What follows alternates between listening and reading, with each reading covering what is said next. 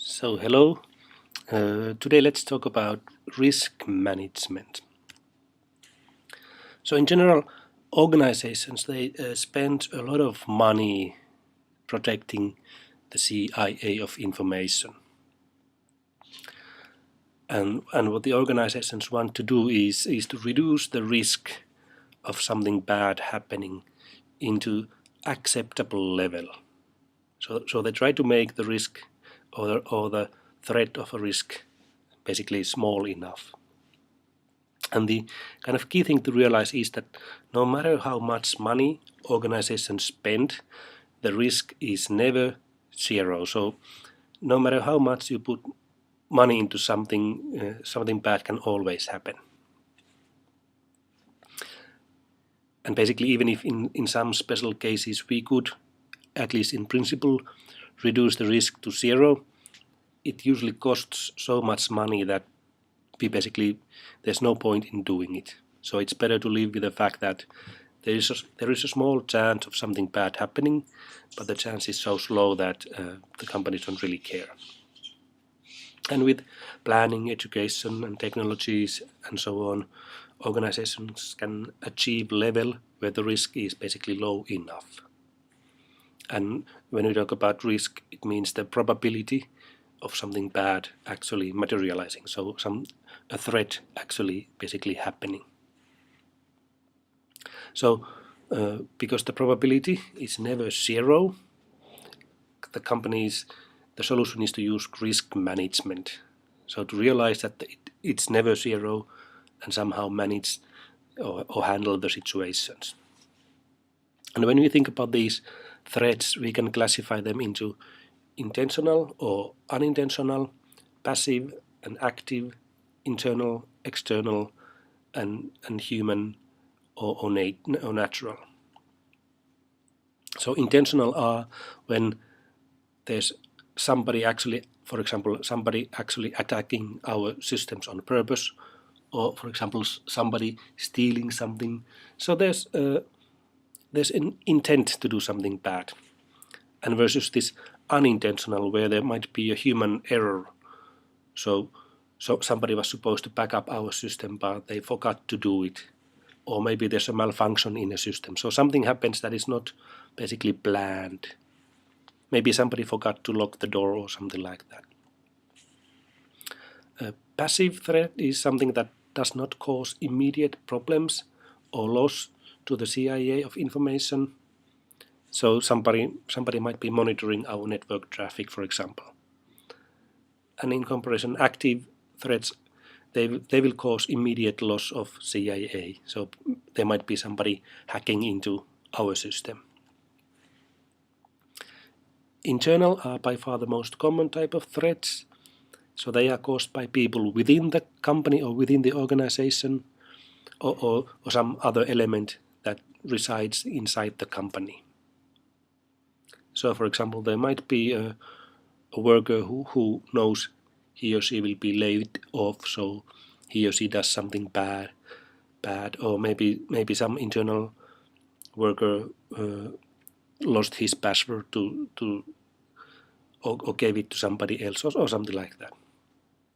And external threats are then hackers, espionage, intelligence, or something that happens outside of the company.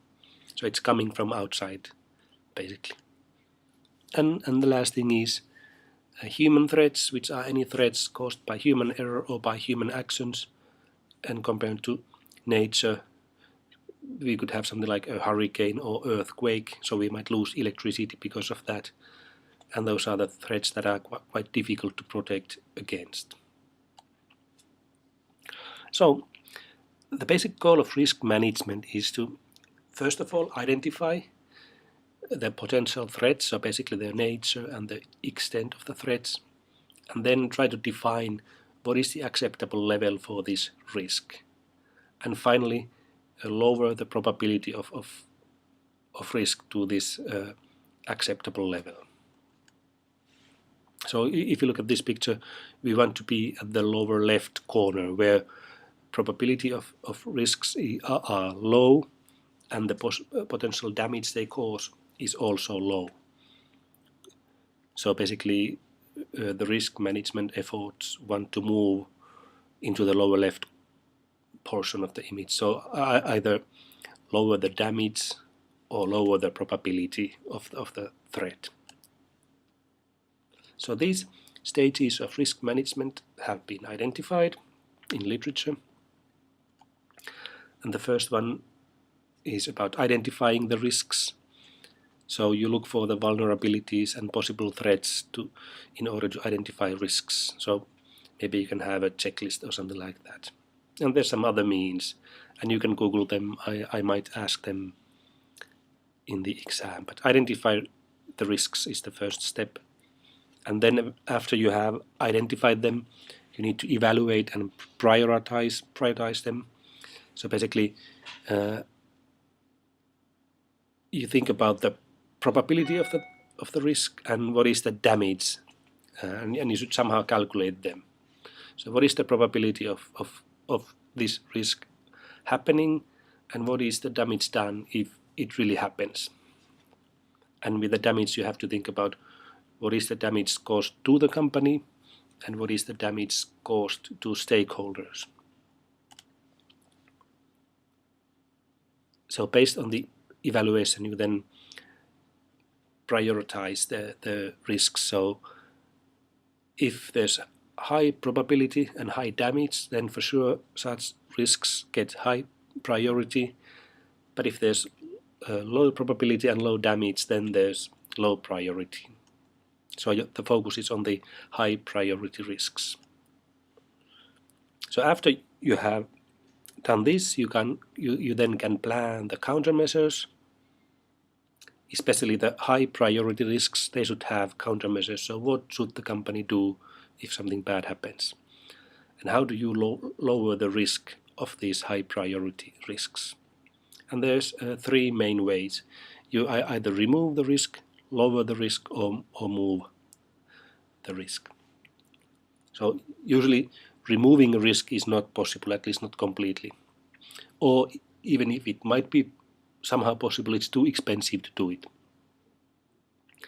But in some cases, there might be a single person who's causing the risk, or there's a part of a company where the risks occur. So maybe you can fire the people or shut down some parts of the companies. But as you can see, it costs money to, for example, shut down some parts of the company and so on. So lowering the risk is the normal way of doing it.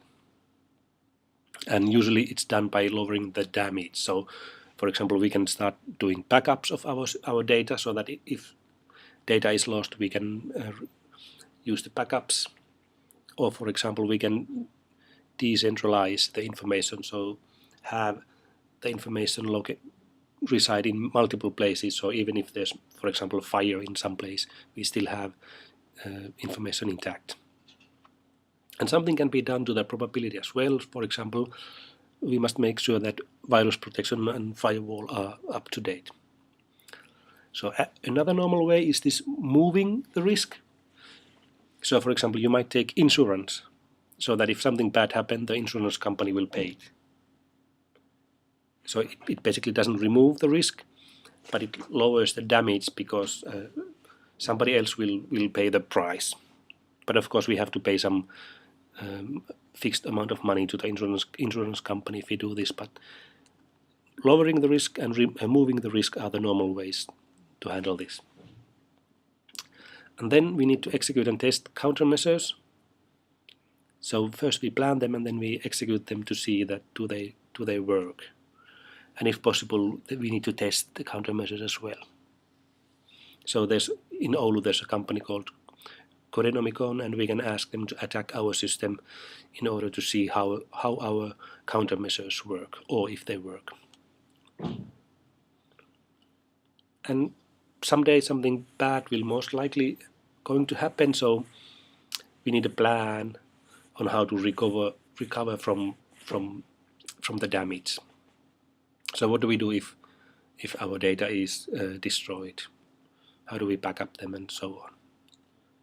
So the plan should contain stuff like what are the crucial systems or applications, how long can we stop our system, and so on. You can read them there. And after that, there should also be a follow-up or training or maintenance things.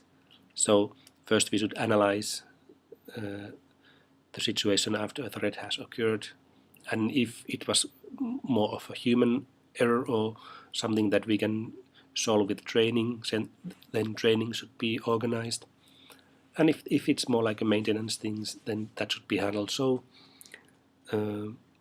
things that need to be done after something bad has happened should then be done, be they follow-up training or maintenance or whatever.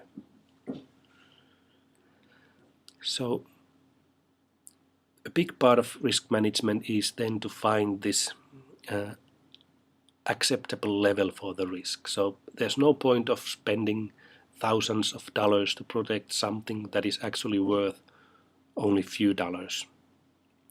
So you have to understand that if you have $1,000 in your bank account, and if you are paying $100 a month to protect that, it doesn't make any sense. So somehow find what is the acceptable level for the risk and stick with that. And usually there's an optimal level of how much money should be spent, because after we increase our security action costs, they will rise faster than the potential loss decreases. So in the picture, the blue line is the total cost that the company is paying. Green line is the loss that the company suffers if a threat happens, and the red line is how much the security actions cost. So we need to find this optimal level where we don't need to increase security action costs anymore, but the loss, kind of the amount of loss decreasing is not high enough anymore. So somehow the optimal level should be reached. Thanks.